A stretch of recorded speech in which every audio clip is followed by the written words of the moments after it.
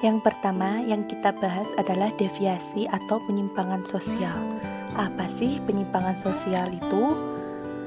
Penyimpangan sosial atau perilaku menyimpang merupakan suatu tindakan atau perilaku yang dilakukan seseorang maupun suatu kelompok yang tidak sesuai dengan norma sosial yang berlaku di suatu lingkungan masyarakat maupun kelompok yang telah menyepakati aturan atau norma sosial tersebut.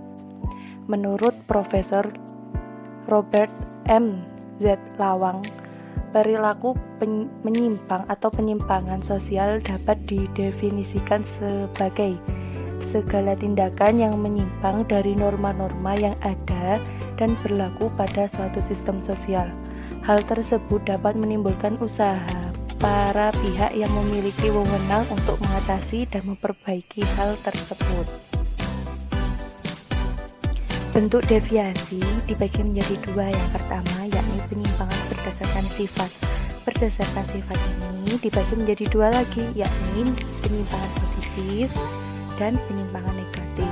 Apa sih penyimpangan positif? Merupakan sebuah perilaku menyimpang yang memiliki atau memberikan dampak positif terhadap kehidupan sosial karena memiliki unsur-unsur yang berinovatif, ide-ide yang dibuat juga kreatif, serta memperkaya wawasan masyarakat. Penyimpangan negatif. Penyimpangan negatif dibagi menjadi dua lagi, yakni penyimpangan primer dan penyimpangan sekunder. Penyimpangan primer merupakan penyimpangan negatif yang dilakukan oleh seseorang yang sifatnya hanya sementara dan tidak secara terus-menerus. Penyimpangan ini juga memiliki sifat yang tidak terlalu signifikan dan tidak terlalu merugikan orang lain. Penyimpangan sekunder merupakan penyimpangan negatif yang dilakukan oleh seseorang yang sifatnya nyata dan sering dilakukan, yang memiliki kemungkinan untuk merugikan diri sendiri dan juga orang lain. Penyimpangan ini merupakan suatu hal yang tidak dapat ditoleransi karena sudah melanggar norma atau peraturan yang ada, seperti hukum yang berlaku di Indonesia, yaitu Undang-Undang Dasar 1945. Bentuk dari bentuk deviasi yang kedua yakni penyimpangan berdasarkan perilaku. Penyimpangan berdasarkan perilaku dibagi menjadi tiga, yakni penyimpangan individual, penyimpangan kelompok, dan penyimpangan campuran. Yang pertama adalah penyimpangan individual, merupakan sebuah perilaku menyimpang yang biasanya hanya dilakukan oleh satu orang atau individu yang tidak dapat mematuhi nilai maupun norma yang berlaku pada suatu lingkungan. Yang kedua, yakni penyimpangan kelompok, merupakan sebuah perilaku menyimpang yang biasanya dilakukan oleh sekelompok orang yang tidak dapat mematuhi nilai maupun norma yang berlaku pada suatu lingkungan dan biasanya didasari perasaan dan juga dorongan secara kolektif. Selanjutnya yang ketiga yakni penyimpangan campuran, merupakan sebuah perilaku menyimpang yang biasanya dilakukan oleh seseorang atau individu yang merupakan bagian dari suatu kelompok yang tidak dapat mematuhi nilai maupun norma yang berlaku pada suatu lingkungan.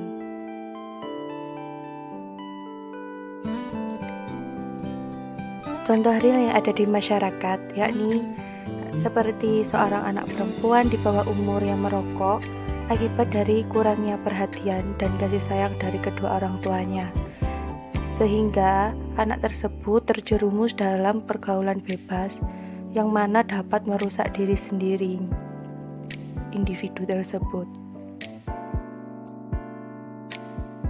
Pembahasan yang kedua yakni diferensiasi sosial. Apa sih diferensiasi sosial itu? Pada dasarnya, manusia itu tidak ada yang sama persis. Ada berbagai perbedaan yang tidak bisa kita temukan, misalnya dalam hal budaya, agama, ras, usia, profesi, dan masih banyak lagi. Perbedaan tersebut disebut sebagai diferensiasi sosial. Bentuk diferensiasi sosial. Masyarakat pada dasarnya bisa dibedakan atau terdiferensiasi menurut berbagai kriteria, seperti dari ciri fisiologis atau ciri kebudayaan, Beberapa bentuk diferensi sosial biasanya dilihat dari perbedaan ras, agama, pekerjaan, jenis kelamin, dan kebudayaan. Yang pertama, diferensiasi ras. Ras adalah kelompok manusia yang berbeda dengan kelompok-kelompok lainnya berdasarkan lokasi geografis, ciri-ciri fisik seperti warna mata, warna kulit, bentuk wajah, warna rambut, dan lain-lain. Beberapa klasifikasi ras diantaranya yaitu Australoid, Mongoloid, Caucasoid, Negroid, dan masih banyak lagi. Yang kedua tentang diferensiasi agama. Yang kedua yakni diferensiasi agama. Agama adalah sistem keyakinan dan sistem tindakan yang diikuti oleh individu dalam kehidupan mereka. Agama juga merupakan perasaan berkewajiban melaksanakan perintah-perintah Tuhan dan menjauhi larangannya. Sangat banyak agama yang ada di dunia seperti Islam, Kristen Protestan, Kristen Katolik, Buddha, Hindu, dan lainnya. Yang ketiga, diferensiasi pekerjaan. Pekerjaan merupakan sesuatu yang penting bagi seseorang untuk keberlangsungan kehidupannya. Melalui pekerjaan, seseorang bisa mendapatkan imbalan dari hasil kerjanya. Pekerjaan sebagai sesuatu yang melekat pada setiap orang, hakikatnya adalah sama derajat. Artinya tidak ada pekerjaan yang bermartabat atau tidak bermartabat. Semuanya setara dalam rangka kemanusiaan. Yang keempat, diferensiasi jenis kelamin. Jenis kelamin atau gender adalah sesuatu yang dibawa manusia sejak lahir. Secara hakiki, perbedaan laki-laki dan perempuan bersifat horizontal karena hanya menyangkut bentuk dan sifat dasar. Yang kelima yakni diferensiasi kebudayaan. Kebudayaan adalah sesuatu yang fungsional bagi kelompok masyarakat tertentu, maka yang baik bagi suatu masyarakat belum tentu baik juga bagi masyarakat yang lain.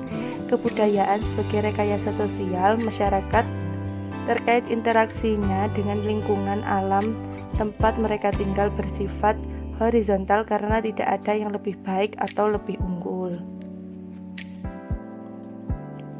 Contoh diferensiasi sosial di lingkungan masyarakat yakni seperti perbedaan agama yang ada di Indonesia, yakni digolongkan menjadi Islam, Kristen, Hindu, Buddha, dan Konghucu. Dari perbedaan tersebut perlu diyakini ada suatu sikap yakni toleransi antara umat beragama yang ada di Indonesia.